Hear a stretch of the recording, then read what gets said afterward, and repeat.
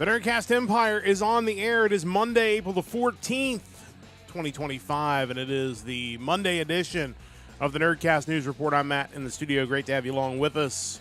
We're talking all things.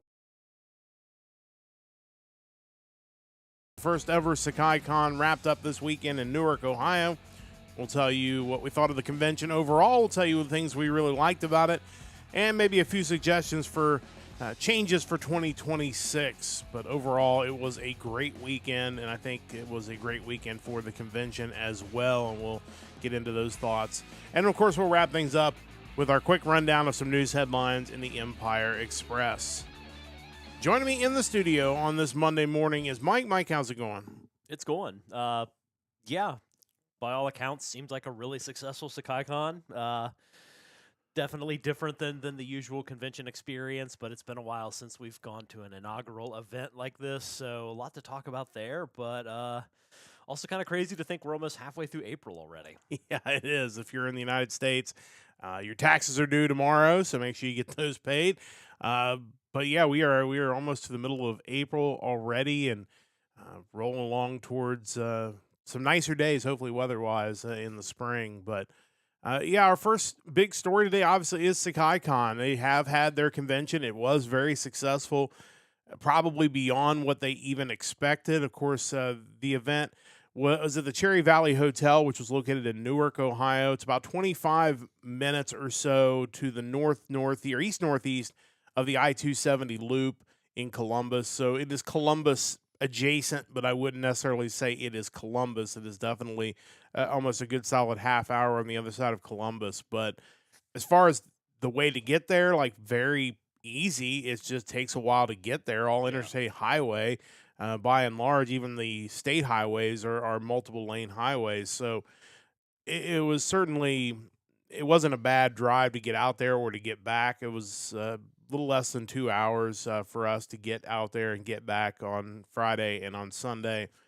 But overall, it's hard to imagine, just based on some of the things we'll talk about, that this was anything but an overwhelming success for the convention, and probably even more so than they probably could have imagined it would be. Yeah, I think the big takeaway coming out of it is that, yeah, it wasn't going to be ideal just given the circumstances around its inception and some of the barrels they had to navigate through to get to this point, but you just wanted to make sure or verify that nothing that clearly was in their control was done poorly, and I definitely say that that was the case. Like, everything that they had under their control seemed to be handled really well this weekend. Yeah, and I think that's the biggest takeaway is, we've been to some inaugural conventions. Now, obviously, this is a convention staff that, obviously, if you've been following along, if you know, has a lot of experience running big conventions. Yeah. So, that does help. Some of the inaugural conventions we've been to over the years maybe didn't have that level of experience. So if there were things that were hiccups along the weekend, they were kind of just learning on the job and figuring it out as they went. This group obviously, has that experience to run big conventions, and it showed because there was a lot of really smart organization. They had big giant cones out to try to funnel lines in different directions, and it wasn't easy because all the panel rooms were basically in this small semicircle area. So With fairly narrow walkways. Yeah. So, like, the way you had to route the queues for each panel room, that took some thought. yeah, and they did a good job with that. And honestly, there was one panel we didn't get into, but again, that's going to get to kind of our last segment when we kind of talk about the things that kind of need to change, and again, things that are really beyond the control of the convention. Yeah. But we happened to talk to a woman at the front desk on Sunday. She gave us some really good information, talked about the fact they had 500 parking spaces at the hotel.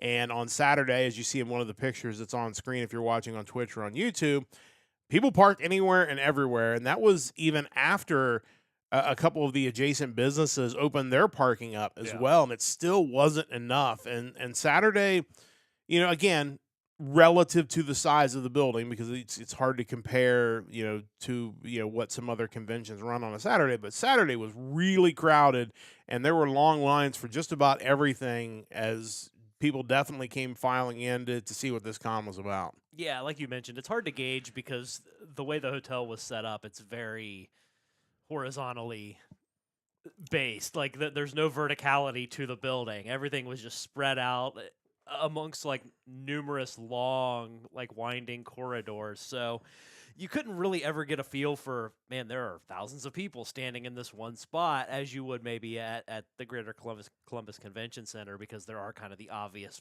places people congregate to. But yeah, it definitely, I mean, clearly Saturday was the day. Like when you looked at the parking lot going into Saturday morning, and then when you wake up on Sunday morning, just night and day different. Um, but again, that's also could be due to the amount of hotel rooms they had. You know, that many people probably were just commuting or staying at somewhere nearby and coming in for that day. But yeah, I'd love to see some numbers around this. I don't know if we're going to. I mean, that may be something that kind of comes out during the legal process. Maybe we'll see. But yeah, it definitely felt like they hit a home run this weekend. And Cherry Valley Hotel, a gorgeous facility. If you're looking for Yeah. kind of a small-ish facility to host conferences and things like that, it's perfect. The people there were super nice.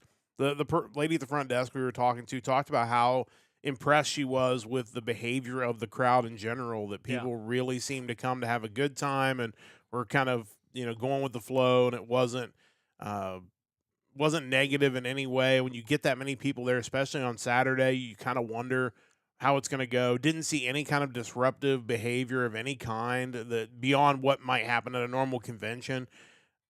It was overall, I mean, again, I think not just the convention, but I feel like the attendees went to make a point that this is going to be fun. We're going to have good memories of this. We're going to put on a con that people are going to be able to walk away feeling like they had a good time. And I feel like everybody kind of pitched in to make that happen. Yeah, I would agree. I don't know if this is the case, but this was kind of my feeling during the weekend, is that between the panelists and the convention goers, there was a sense of, this is the first year this thing's going on. This is going to be our convention. We're going to take some level of ownership, and maybe that lends into the more respectful behavior and no catastrophes or nonsense going on. Is that people really wanted to represent the convention, and the volunteers that a lot of people have really rallied behind during the mess of 20 into 2013, 2014, or 2024, 2023, 2024, and ongoing, unfortunately.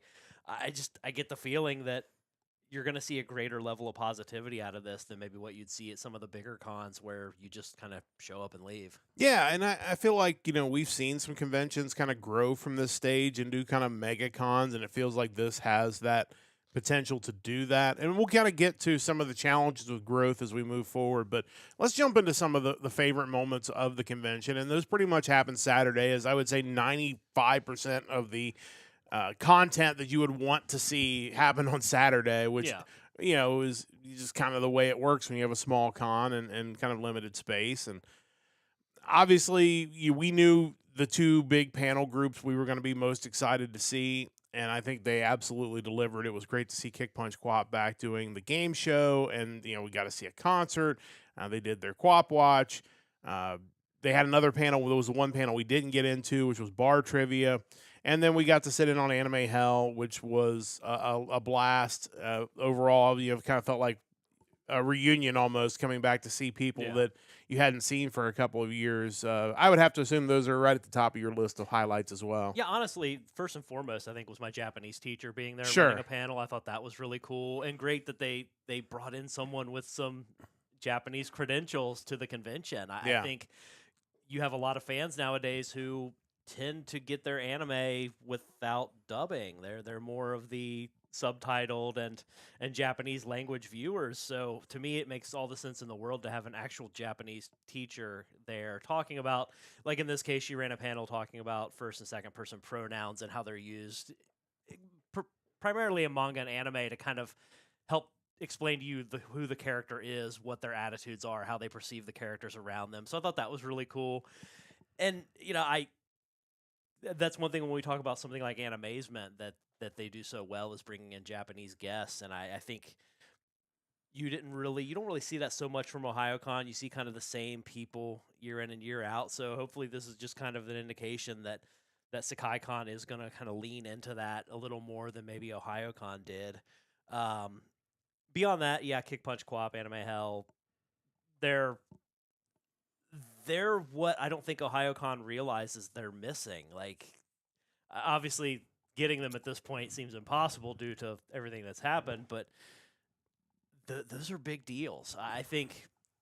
And I don't know what the younger or newer fans, how they perceive anime conventions or what they get out of it. But when you think of what the big events are at most anime conventions, they're not ones that involve voice actors or domestic guests necessarily. It's more it's the masquerade, it's the dance, it's the rave, it's stuff like that that doesn't involve guest participation. And for me, it's these fan panel groups. It's the guys that did the anime through the decades panel. Yeah. It's like they didn't have to do it, but they did, and it provided some entertainment and some information for people that maybe are looking to expand their horizon of what they've watched, and in some cases just being able to find some of those anime that they talked about. So that was really cool. And you know you can't undervalue great fan panelists, and Anime Hell and Kick Punch Co-op just they nail it every time.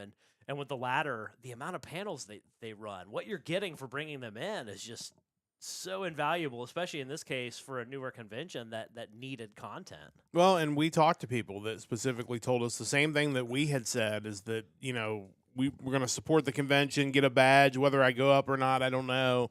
And when they announced these two panel groups, people were like, well, I have to go now. Yeah. Like, now you've made this into a must-see convention. And, obviously there were people that had never seen the game show. It was very obvious based on kind of the reaction, and I think everybody was entertained by it, and that was good that you had new people. Probably the Anime Hell crowd had fewer first timers, Yeah. but again, that's going to get back to something we'll talk about in our last segment. Just kind of a limited space to get people in there, but I think it's a great way to kind of carry that feeling over the things that you really did like about OhioCon that.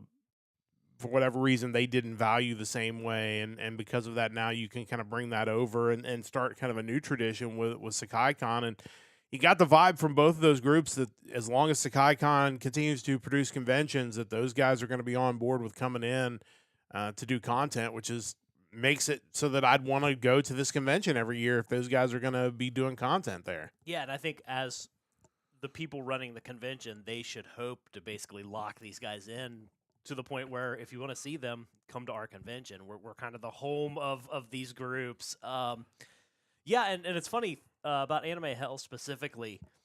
Even though it was a smaller room, there was a certain charm to that I think you don't really get when it's in one of the giant like ballrooms essentially, and seeing Rich kind of how he reacts to people watching some of the classic clips, like it's like he's showing off his children to you. Yeah. Like, hey, look at my kid, he's awesome. It's just it's such a cool thing, and when you're in one of the larger rooms, you don't necessarily get that feeling. You don't see that firsthand, but yeah, both he and Kick Punch Co-op seem super excited to be back involved. It's kind of funny, like with Kick Punch Co-op, they were basically just running the material that they would have run at OhioCon had they continued there. But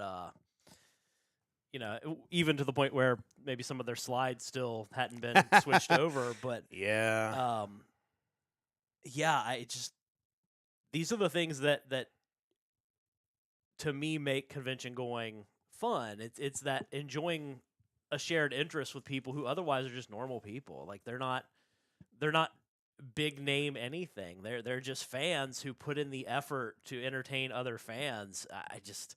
You can't beat it. Well, you mentioned the intimate room for Anime Hell. It felt very Rocky Horror Picture Show, where it's like everybody, the people who know are in on it, and they're the long man, and the I'd say finish with the Don Hertzfeld piece, which is just a classic.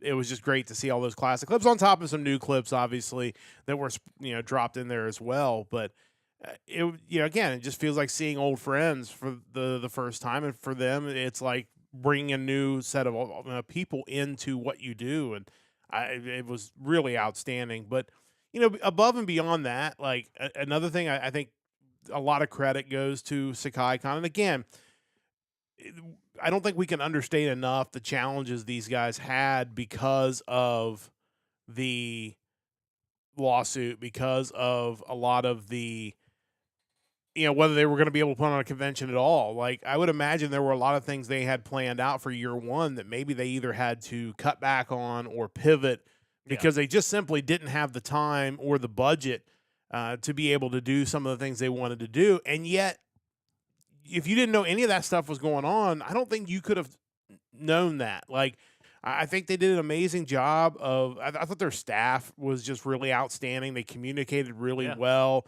even to the point the panel we didn't get in on. Like, a good maybe 5 or 10 minutes before the panel's supposed to go in, one of the staff members comes and says, "Hey, the line's cutting off here.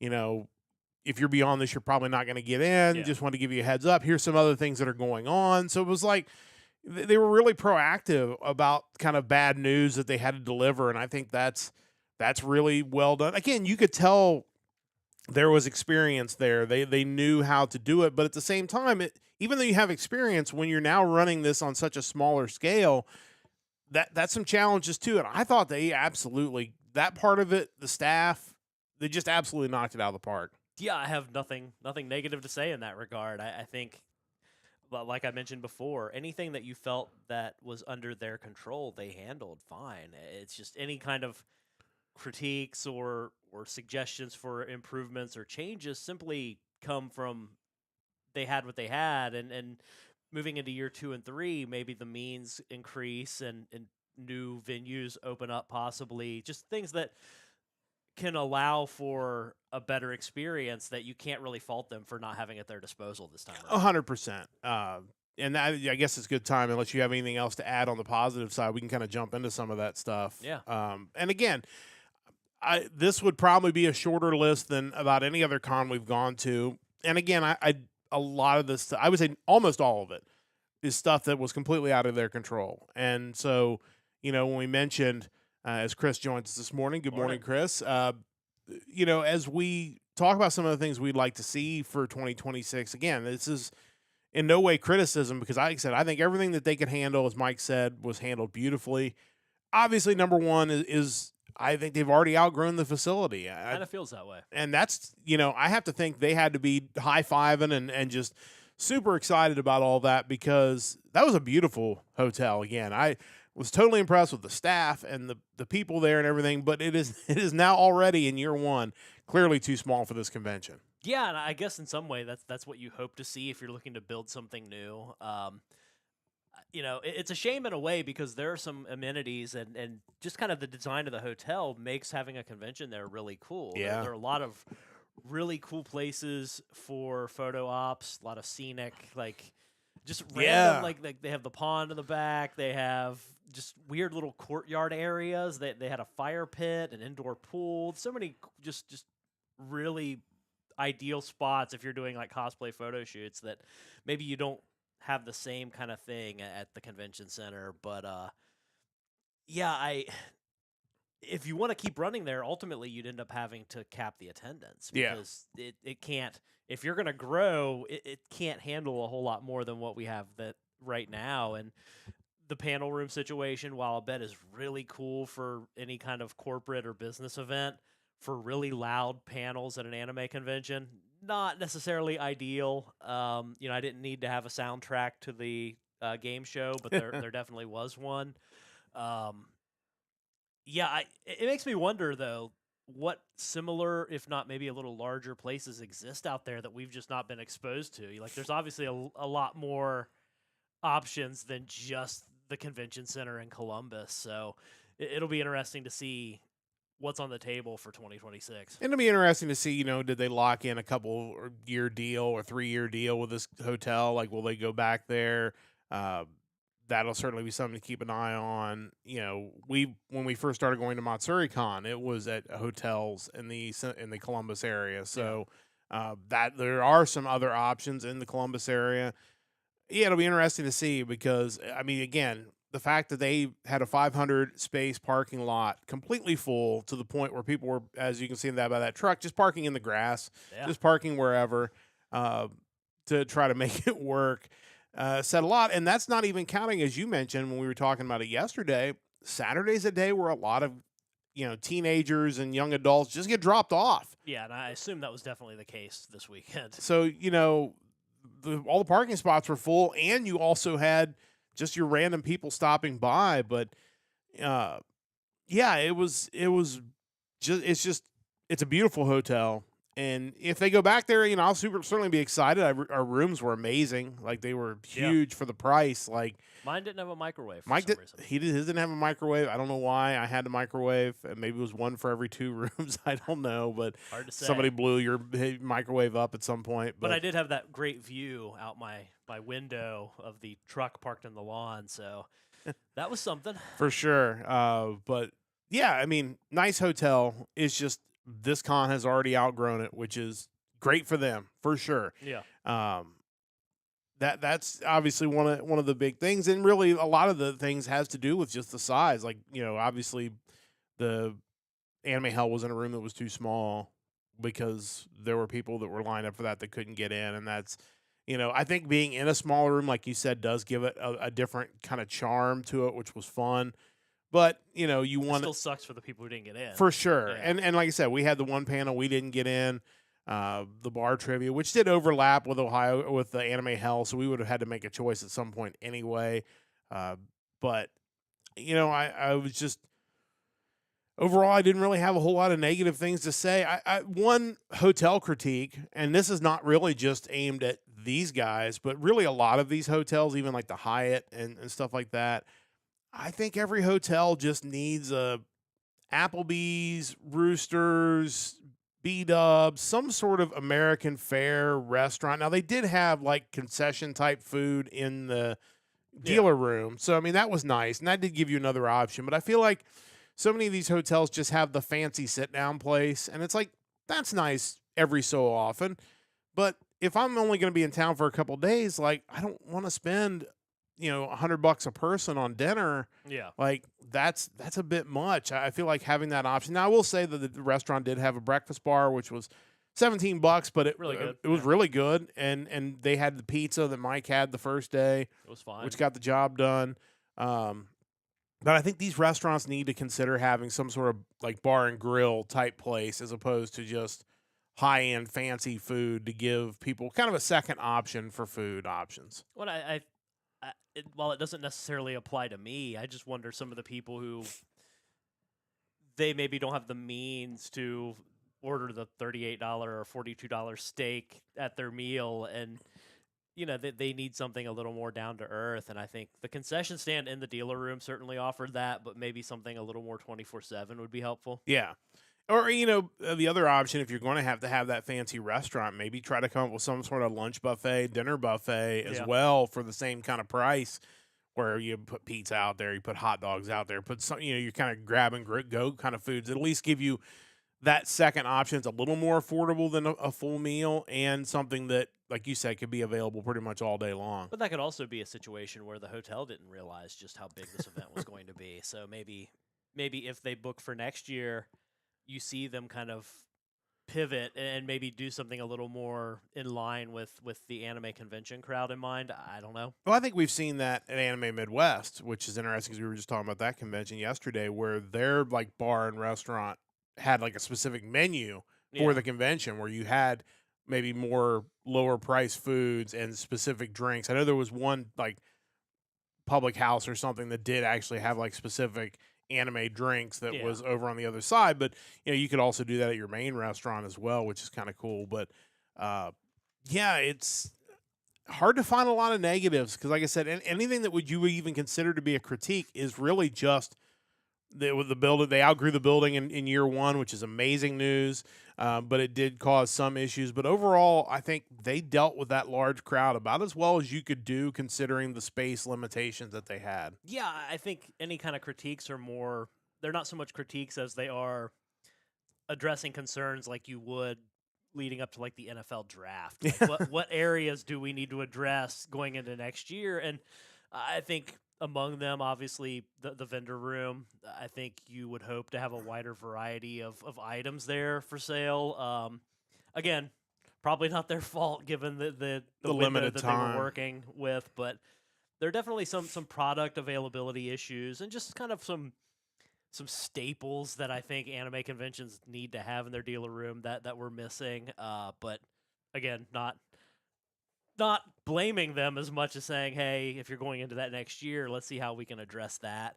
Um, I assume that there might be some attention placed on additional guests, but I didn't really feel like there was anything lacking.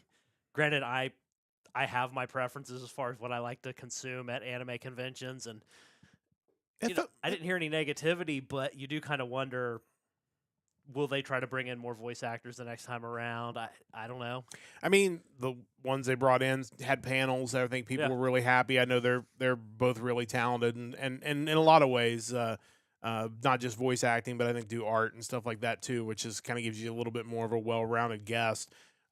But that's the thing is, it felt like all the staple panels that you see at all the big conventions were there. So like Yeah. whatever you were into, it felt like there was a track, which is the thing we always ask. It's like you can't please everybody, but if you can try to have enough varied programming that everybody kind of feels like they're getting their thing, I think people will walk away overall happy for the weekend. And I have a feeling, just based on social media reaction, the overwhelming sentiment is positive, which is even for the best conventions is unusual, because usually even like the really well-run conventions, there's going to be a few complaints, but I haven't seen hardly any. No, nor have I. And again, given the drama that surrounded the birth of this convention, I'm really surprised there hasn't been a little bit out there, even if it was unwarranted. I kind of expected to see something, and I haven't. Yeah, really, really great weekend. It was great to see MatsuriCon there. Clearly, they're Yeah. going to be working with Sekaicon.